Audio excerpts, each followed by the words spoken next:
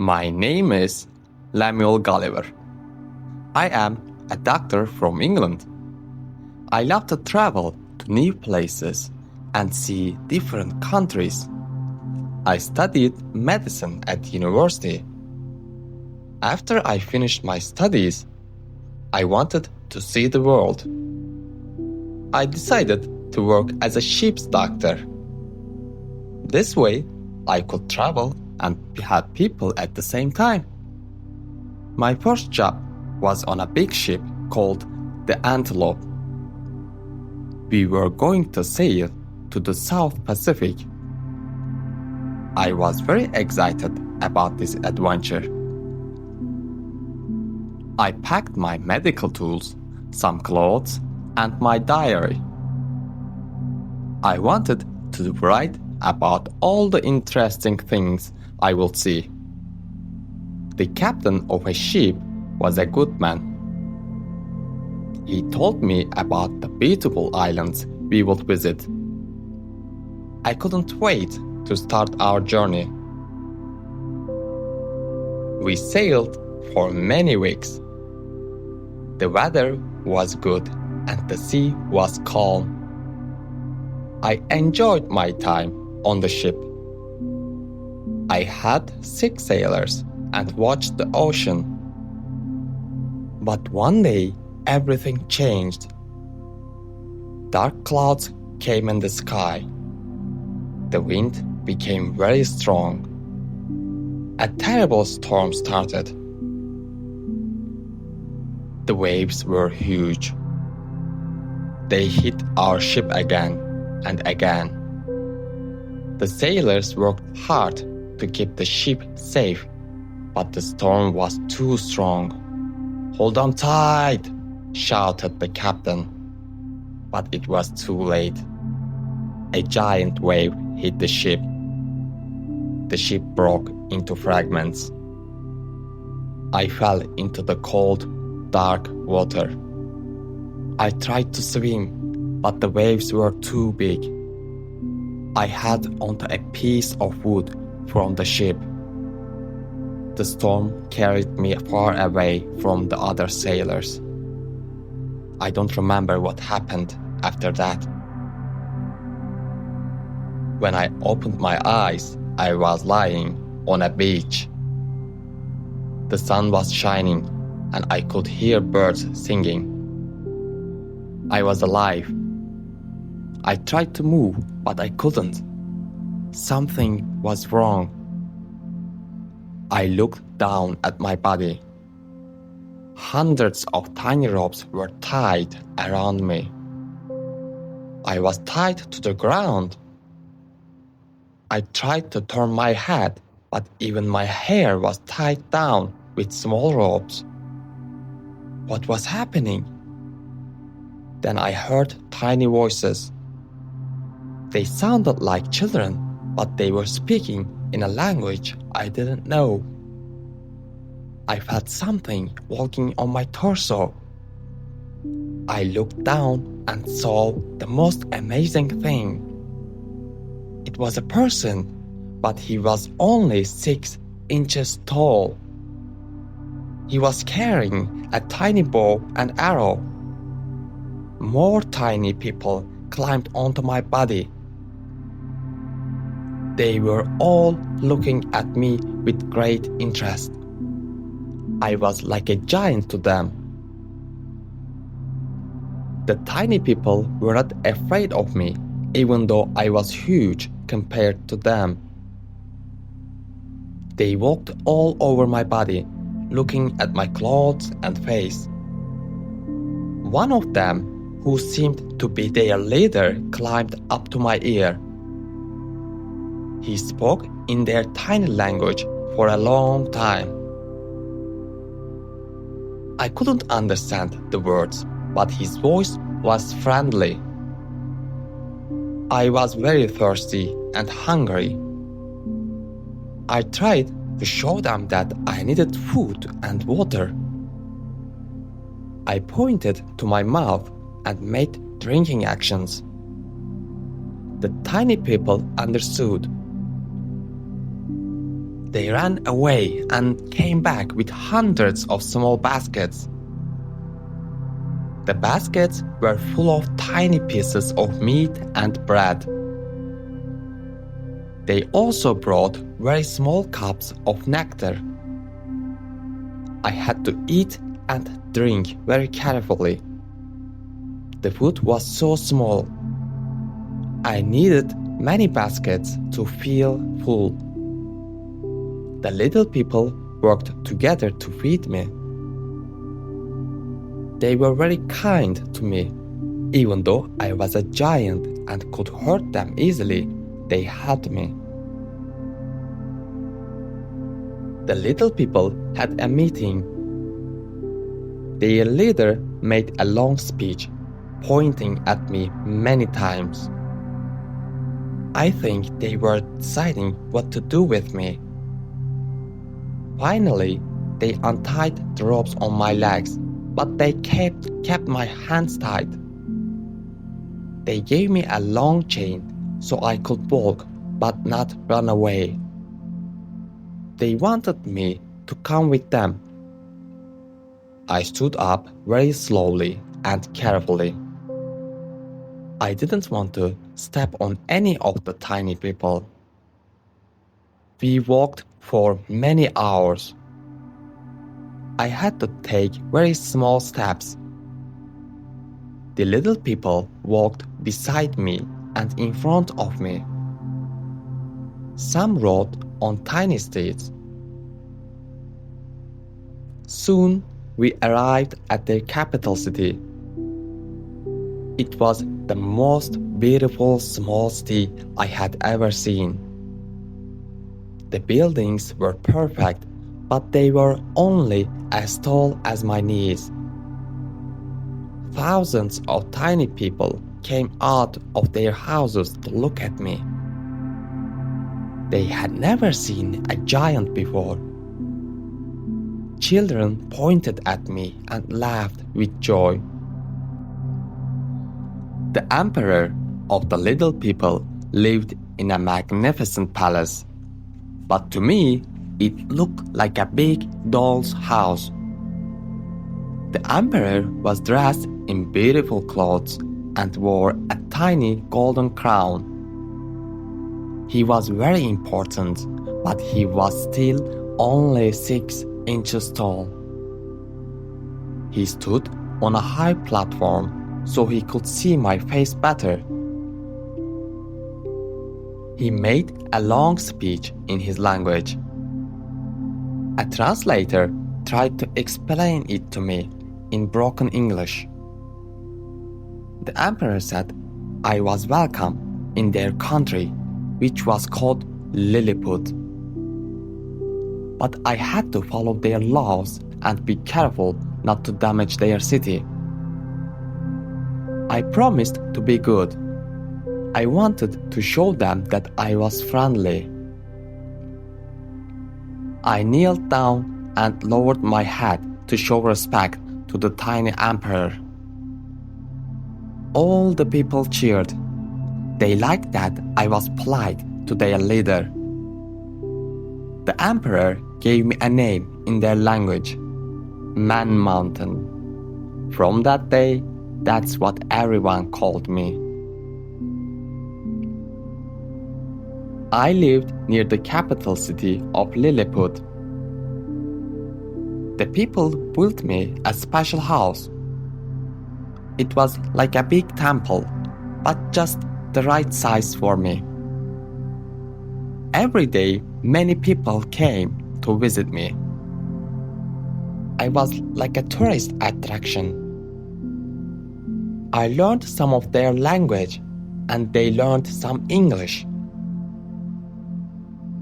I discovered that the people of Lilliput had many of the same problems as people in my country. They had politics, wars, and arguments about silly things. The Lilliputians were fighting a war with another country of small people called Blefuscu. The war started because of an argument about eggs. In Lilliput, people cracked their eggs at the small end, but in Blefuscu, people cracked their eggs at the big end. They thought this was a very important difference. Many people had died in this war about eggs. I thought it was very silly, but the Lilliputians took it very seriously. The emperor asked me to help them win the war. I didn't want to hurt anyone, but I wanted to help my new friends. I thought of a plan that wouldn't hurt the people of Blefuscu. Blefuscu was an island not far from Lilliput. I could walk through the water between the two countries because the water was not deep for me. I made hooks from iron and tied them to long ropes. Then I walked into the water and crossed to Blefuscu. The people of Blefuscu saw me coming and were very frightened. They shot thousands of tiny arrows at me. The arrows couldn't hurt me much, but they stung my face and hands. I tied my hooks to all their warships and pulled them back to Lilliput.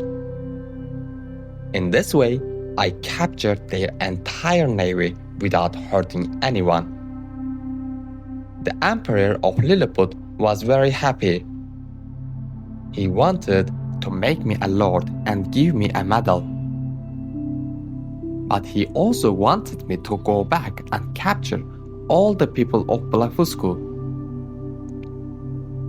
I refused to do this. I didn't want to make slaves of innocent people just because they cracked their eggs differently. The emperor was angry that I wouldn't capture all of Blefuscu. Some of his advisors started to say bad things about me. They said I ate too much food. This was true. I ate as much as 1,000 Lilliputians. They said I was too expensive to keep. They also said I was dangerous.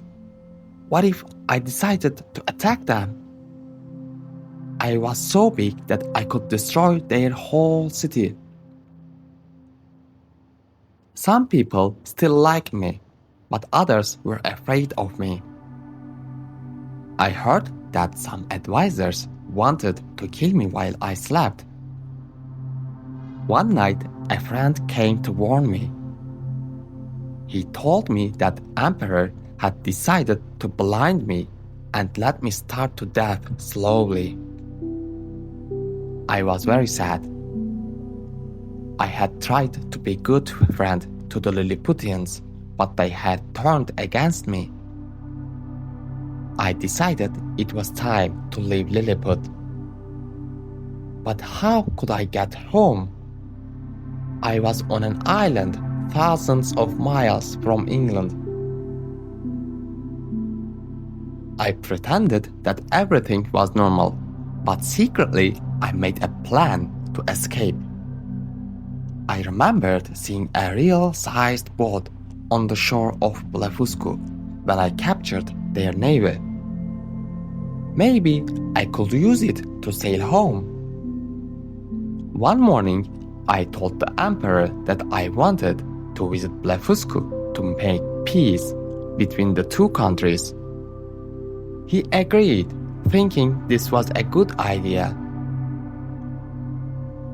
I walked across the water of Blefuscu.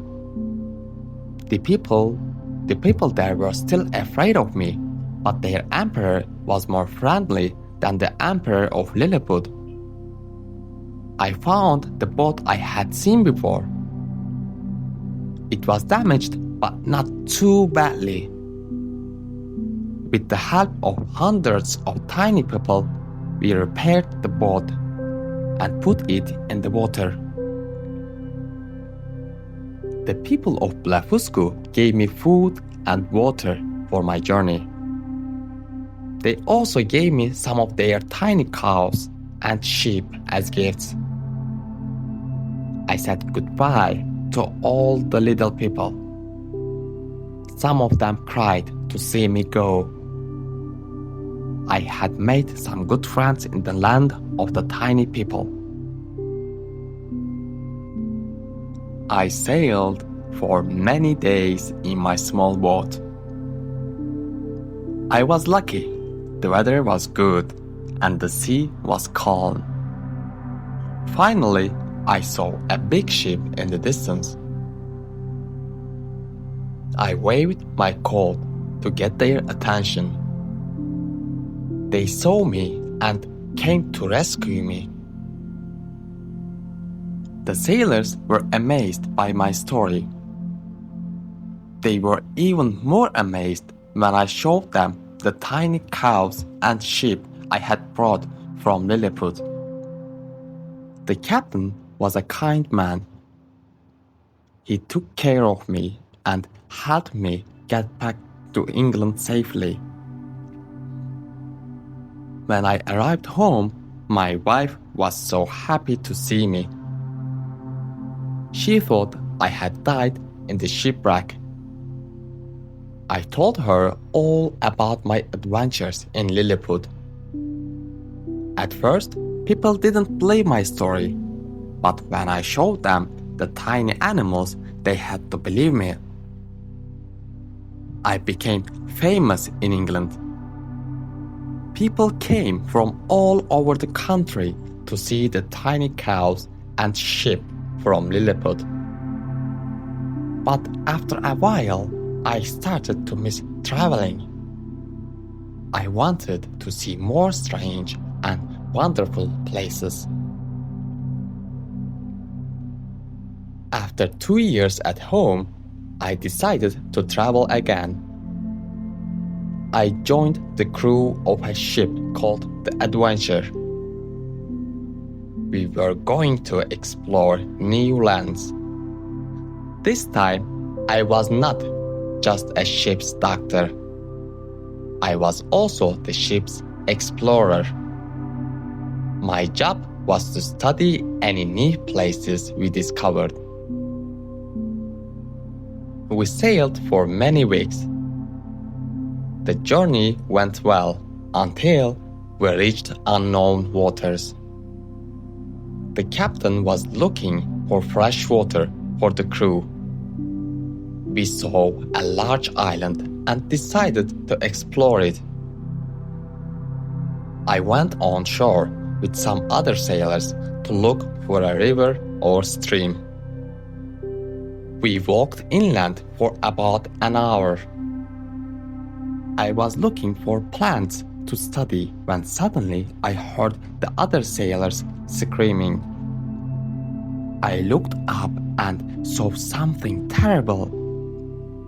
A giant man, as tall as a church tower, was walking towards us.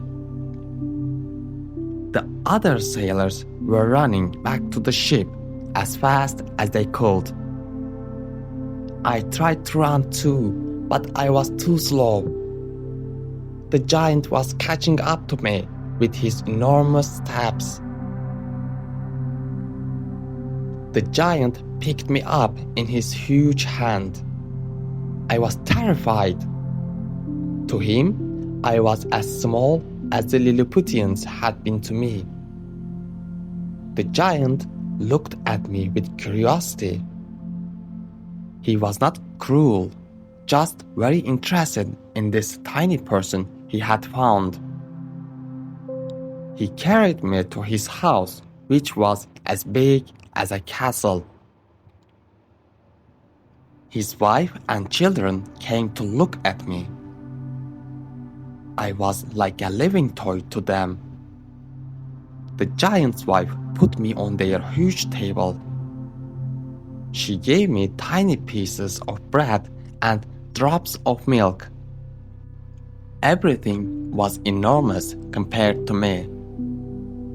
The giant children wanted to play with me, but I was afraid they might hurt me by accident.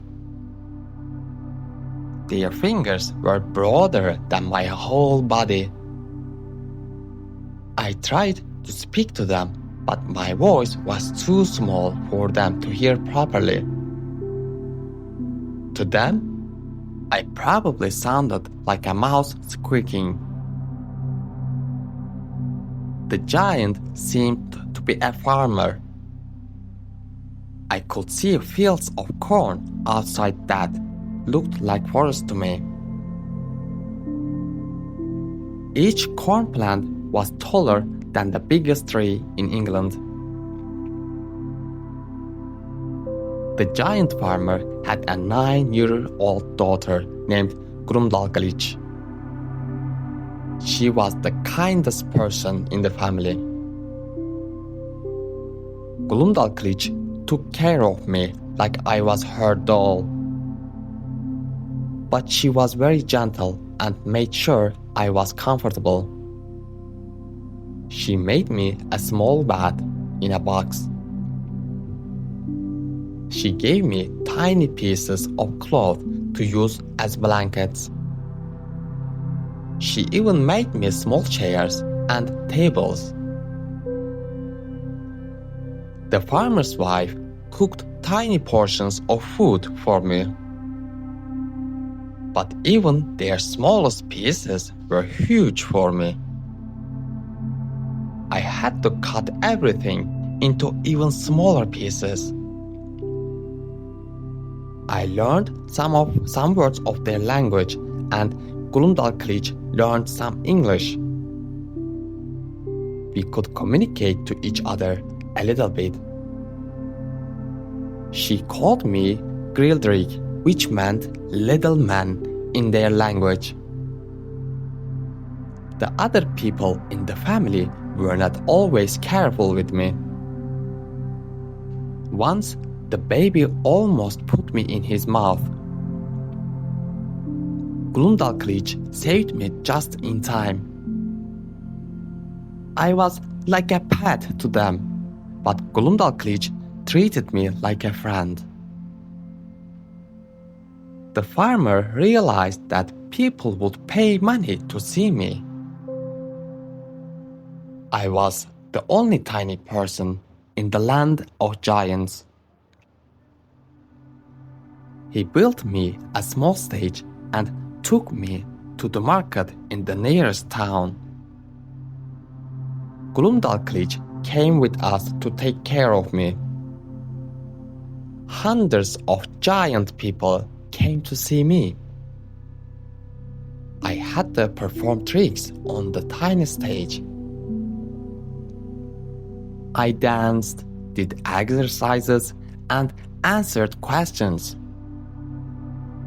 The giants were amazed to see such a small person who could think and talk. They threw giant coins onto the stage as payment. Every day we went to a different town. I became famous throughout the country, which was called Brobdingnag. But all this performing was making me very tired and sick. The constant travel and performing was too much for my small body. Gulliver was worried about me. She told her father that I needed to rest, but he wanted to make more money from me. I was getting weaker every day. I was afraid I might die in this land of giants, so far from my home. News of the tiny man reached the Queen of Brobdingnag. She wanted to see me herself. The farmer brought me to the royal palace. The queen was delighted with me and wanted to buy me from the farmer. I was happy about this. The queen was much kinder than the farmer, and life in the palace would be easier than traveling to markets every day. The queen asked if I wanted to stay with her, and I said yes. She bought me from the farmer and made Glumdalclich my caretaker. The queen had the palace craftsman make me a beautiful small house. It was like a doll's house, but perfect for me to live in. I ate my meals at the royal table. The queen would put my tiny plate next to hers. Sometimes she would pick me up and talk to me during dinner. The king was also interested in me. He asked me many questions about my country and how small people lived. I told him about England, our government, our wars, and our way of life. Sometimes the king laughed at our customs. Life in the palace was much better than being a market show, but it still had dangers for someone my size. The palace cats were like lions to me. One day, a cat almost caught me in the garden.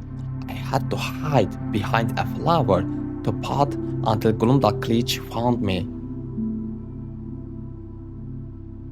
The queen's dwarfs, who were only 6 feet tall, small for giants, were jealous of me. They sometimes tried to hurt me when no one was looking. One dwarf put me inside a large bowl of cream. I almost drowned. Another time, a dwarf dropped me into a pot of soup. But the worst thing was the wasps in the garden. They were as big as birds to me. Their stings could have killed me. I asked the palace craftsman to make me a tiny sword. With the sword, I could defend myself against insects and small animals. Glumdalclich was always worried about me. She hardly let me out of her sight. She was like a giant sister to me. One day, Glumdalclich and I went to the seaside for a holiday. I was not feeling well, so I went to rest in my traveling box. My traveling box was like a small room with windows and a bed. Glumdalclich always carried it with her when we went places. While I was sleeping, Glumdalclich went for a walk on the beach. She left my box on a rock near the water. Suddenly, I felt my box being lifted into the air. I looked out of the window and saw that a giant eagle had grabbed my box in its talons. The eagle flew high above the sea, carrying me away from the land of giants. I was terrified. What if the eagle dropped me into the ocean? After flying for a long time, the eagle finally dropped my box. I fell down, and landed in the sea with a huge splash. My box floated like a boat, but I was trapped inside. Water was coming in through the cracks. I thought I was going to drown. Then I heard voices outside. Normal-sized human voices. I shouted as loud as I could for help. A ship had found my floating box. The sailors pulled it onto their ship and opened it. They were amazed to find me inside. After living with giants for 2 years, normal-sized people looked wonderfully small and friendly to me. I told the captain my story, but he found it too hard to believe. How could there be a land of giants? It sounded impossible. But I had proof. I still had some giant things with me. A giant's tooth that had fallen out, some giant needles, and a ring that was too big for any normal person. The captain was convinced. He took good care of me and helped me get back to England. When I arrived home, my wife was overjoyed to see me again. She had given up hope of ever seeing me alive. I was famous once more. People came to see the giant objects I had brought back. Everyone wanted to hear about the land of giants. But I felt strange being back in normal-sized England. After living with giants, everything seemed too small. Even my own house felt tiny. I stayed at home for several years after my return from Brobdingnag. I was happy to be with my family and to live a normal life again. I wrote books about my travels to Lilliput and Brobdingnag. People all over Europe read my stories. Some believed them, others thought they were just fantasy, but I knew the truth. I had really visited these amazing places. I had lived with people 6 inches tall and giants 60 feet tall. Sometimes I missed my friends from my travels. I wondered about the little emperor in Lilliput and whether Glumdalclich missed me in Brobdingnag. My travels taught me many things about people. I learned that size doesn't matter. People are people, whether they are tiny or giant. I saw that every country has its own customs and problems. What seems important in one place might seem silly in another. Most importantly, I learned that there are amazing things in the world that most people never see. The world is full of wonders for those brave enough to explore it. Though I had many dangerous adventures, I was grateful for my travels. They showed me how big and strange and wonderful our world really is. And who knows, perhaps someday I will travel again to see what other amazing places are waiting to be discovered.